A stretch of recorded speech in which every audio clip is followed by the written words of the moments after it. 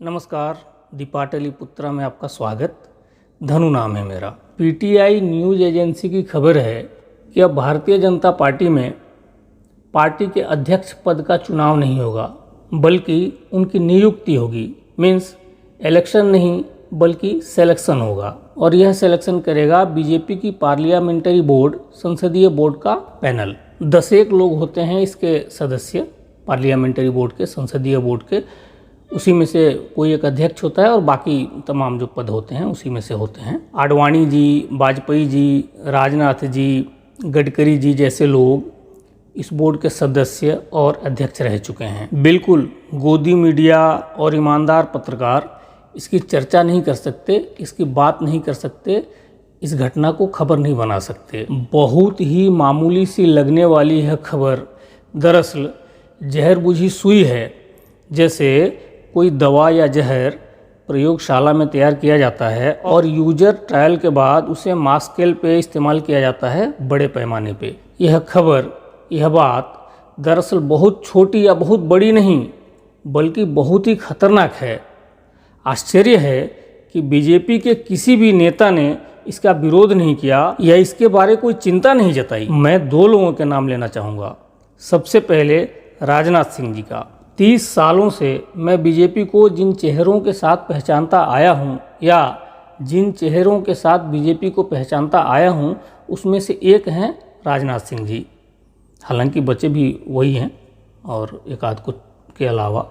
राजनाथ सिंह के व्यक्तित्व के साथ भारतीय राजनीति के कुछ बेशकीमती शब्द भी जुड़े हुए चले आते हैं, जैसे लोकतंत्र, लोकतांत्रिक नैतिकता, लोकतांत्रिक चरित्र, लोकतांत्रिक मूल्य, लोकतांत्रिक परंपरा, लोकतंत्र की गरिमा और लोकतंत्र का सम्मान इत्यादि। और संसद और संविधान के साथ भी आपके ऐसे ही गरिमा में विशेषण और अलंकार भी जुड़े हुए चले आते हैं, जैसे बहुआयामी भारत, भारत की विविधता, भारत में गरीबी, महंगाई और गरीबी की पीड़ा, और इसी क्रम में सस्ता डीजल, पेट्रोल और सस्ते गैस सिलेंडर भी। दूसरे व्यक्ति हैं नितिन गडकरी जी। गडकरी जी के बारे कहने के लिए फिलहाल कुछ शब्द नहीं है मेरे पास, लेकिन राजनाथ सिंह के साथ आपका नाम लेना मैं उचित समझता हूँ। फिलहाल राजनाथ जी की बात। तो भारतीय जनता पार्टी में पार्टी के अंदरूनी ढांचे से, बनावट से लोकतंत्र खत्म कर दिया गया, पार्टी का संविधान बदलकर, और एकदम सन्नाटा है।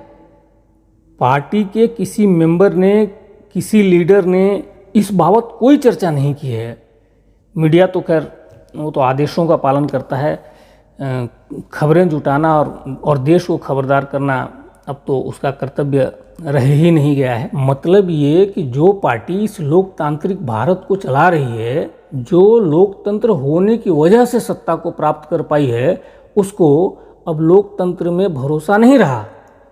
अब उसे लोकतंत्र नहीं सुहा रहा, अब उसे लोकतंत्र काटने को दौड़ रहा है, अब उसे लोकतंत्र डरा रहा है।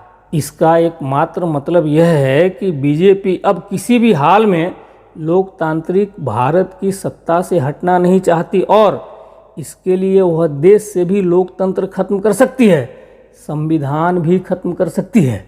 क्योंकि अगर ये दोनों रहे तो कोई दूसरी पार्टी चुनकर सत्ता में आ सकती है, और किसी दूसरी पार्टी के सत्ता में आने का अर्थ यह होता है कि बीजेपी का सत्ता से जाना। और जो बीजेपी अर्थात भागवत, अडानी, मोदी और शाह की चौकड़ी, क्योंकि बीजेपी का अब करीब करीब यही मतलब रह गया है, सत्ता में बने रहने के लिए सभी लोकतांत्रिक शक्तियों और संस्थाओं को अपनी आया बना चुकी है, मौजूदा संविधान खत्म कर सकती है। अभी नहीं, लेकिन 2024 के बाद कभी भी जो पार्टी अपने वजूद से लेकर आज तक कांग्रेस में पार्टी चुनावों को लेकर सवाल उठाती रही, कोसती रही कांग्रेस को लोकतंत्र के नाम पर, और मजाक उड़ाती रही, उस पार्टी ने अपनी पार्टी के संविधान को बदलकर अध्यक्ष का चुनाव खत्म कर दिया। तो बिल्कुल देश के लोगों के लिए गंभीर चिंता की बात है और डर जाने का मुकाम, सावधान हो जाने का मुकाम है। और बीजेपी की यह चौकड़ी, ये इत्तेफाक हो सकता है कि इसमें से 3 लोग गुजराती हैं, बीजेपी को भी करीब करीब खत्म कर चुके हैं, क्योंकि बीजेपी में आज की तारीख में बचे ही कितने लोग हैं जो बीजेपी वाले हैं। बीजेपी के कुल 303 सांसदों में से केवल और केवल 134 सांसद ही बीजेपी के हैं। केवल 44% यानी आधे से भी कम। बाकी 169 सांसद मीन्स 56% बाहर वाले हैं, मीन्स दूसरी पार्टियों से आए हुए, लाए गए, इंपोर्ट किए हुए, जिसमें केवल कांग्रेस से ही आए हुए सांसदों की संख्या 76 है। आप चाहें तो इन इंपोर्टेड कांग्रेसी सांसदों की जात भी पता कर सकते हैं, और बाकी 93 सांसद विभिन्न दूसरी पार्टियों से हैं। लेकिन यह निश्चित है कि बाहर से लाए गए इन सांसदों का बीजेपी की विचारधारा या आदर्शों से कोई लेना देना नहीं है, कुछ लेना देना नहीं है, कोई इत्तेफाक नहीं है। सो इस तरह बीजेपी भी खत्म हो रही है। लेकिन वो लोग जिनके चेहरे से अच्छे आदर्शों वाली बीजेपी पहचानी जाती है, जानी जाती है, और बीजेपी से जिनका चेहरा जाना और पहचाना जाता है, क्यों चुप हैं? मैंने नाम लिया है राजनाथ सिंह जी का। सारे ही नेताओं की तरह इनकी संपत्ति ही बढ़ी होगी, क्योंकि मूलतः राजनाथ सिंह जी किसी जमींदार घराने या स्टेट घराने से या किसी राज घराने से नहीं आते, जैसा कि सिंधिया कुनबा जो है मध्य प्रदेश वाला सिंधिया परिवार, या कांग्रेसी आरपीएन सिंह जो अभी अभी बीजेपी की छाया में चले गए हैं, स्टेट परिवारों से आते हैं।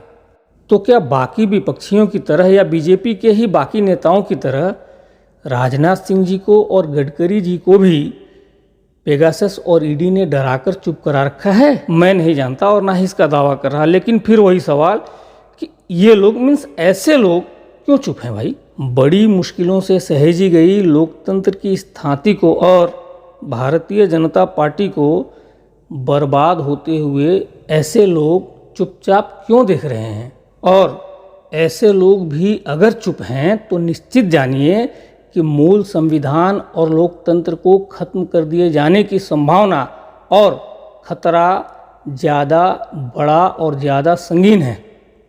एक और किस्सा जो राजनाथ सिंह जी से वाबस्ता है, बल्कि घटना कहिए, जब राफेल फाइटर जेट्स लाने के लिए फ्रांस गए थे राजनाथ सिंह जी, लाने गए थे का मतलब यह नहीं कि पॉकेट या अटैची में भर के लाने गए थे, यह एक राजनयिक औपचारिकता है, प्रोटोकॉल है, सो गए थे।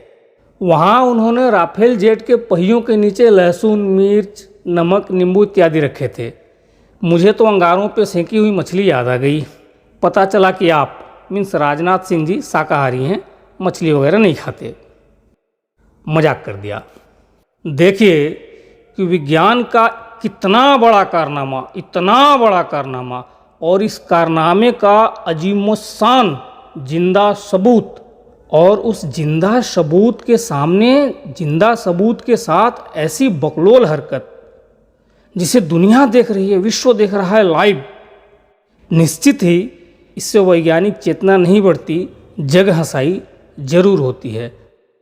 मेरी बात अगर सही लगी हो तो वीडियो को लाइक कीजिए, चैनल को सब्सक्राइब कीजिए और सोशली पॉलिटिकली अनअवेयर लोगों तक इसे पहुंचाइए। नमस्कार।